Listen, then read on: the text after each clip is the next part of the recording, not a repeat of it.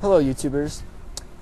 In this video I'm doing a comment video, just a response to this comment I got on my GameCube tribute, the best cube games, part 5 of 5. One of my videos, of course, and the guy says, your reasons for liking games are ridiculous. Like with Metroid, you don't mention the combat, the bosses, the puzzles, anything. You think it's good just because you play as a girl. You don't have, or you haven't beaten it after 3 years. You have no business calling other people ignorant for not owning it when you haven't even played through a 20-hour long game without buying a strategy guide. The other comment says, of the same person, by the way, also, why do you consider yourself a Metroid fan if you haven't beaten any of the games in the series? Well, okay, here's the thing. On the first comment, says the reasons of liking games are ridiculous. Okay, here's the thing. You didn't say why my reasons were ridiculous or what my reasons were. So that sentence makes no sense at all. It's just like it's a crap out lie. Or not really lie, but like just something made up. It's just a sentence. Hollow. Nothing to it.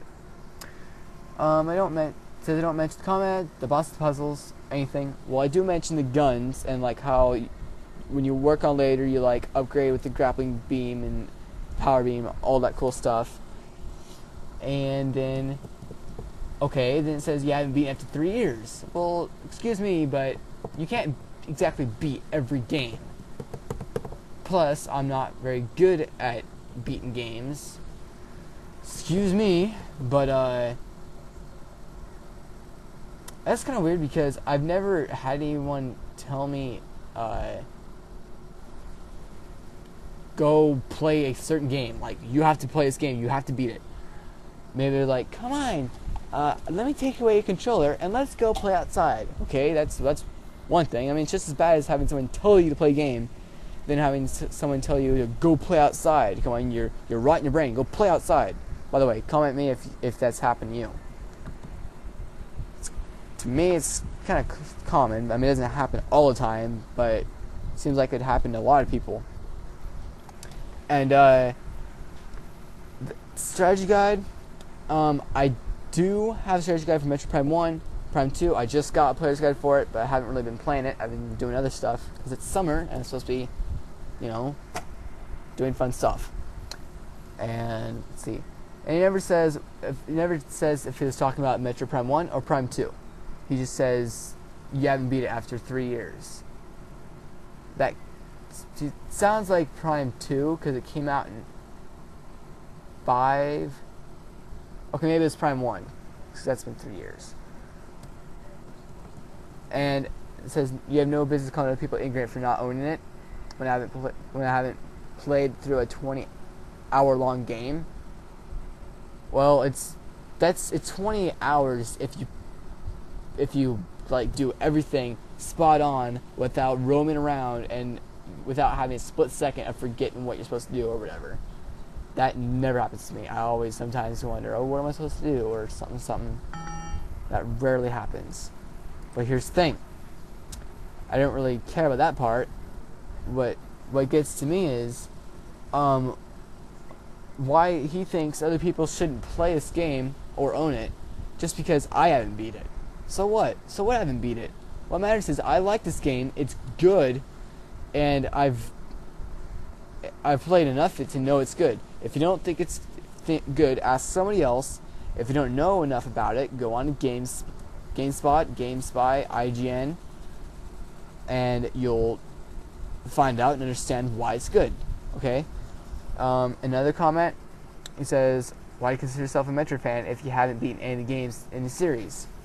Well, here's the thing. Because I'm a fan, meaning fanatic.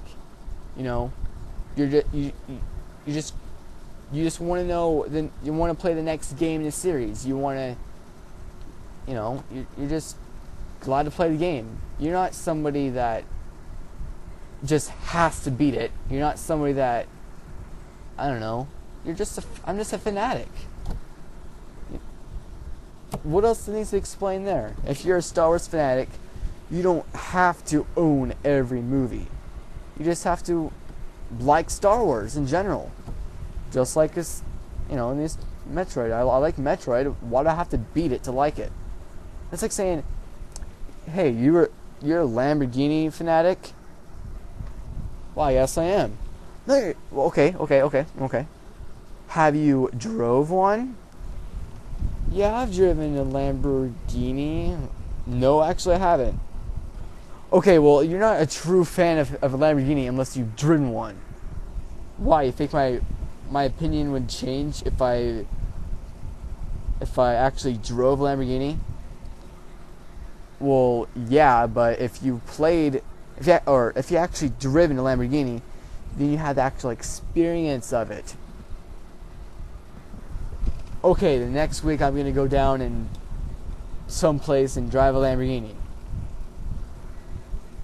Well, that's still not good enough. Why?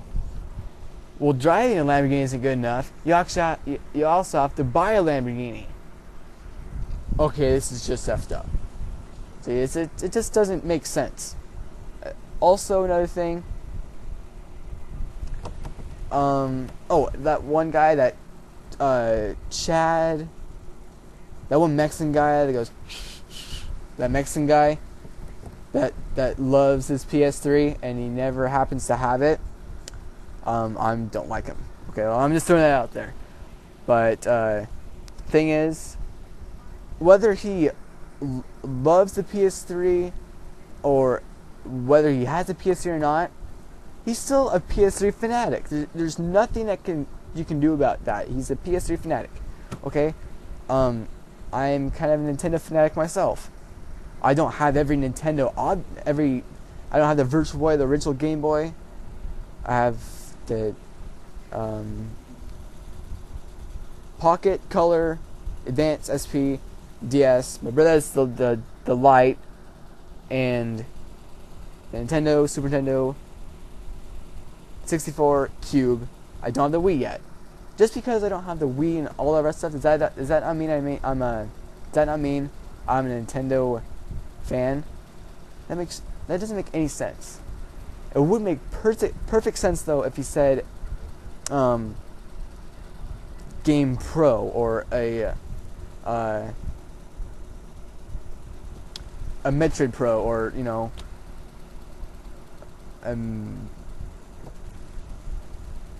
a true gamer. That would make sense in a different way. It would make a tiny bit more sense, but not really.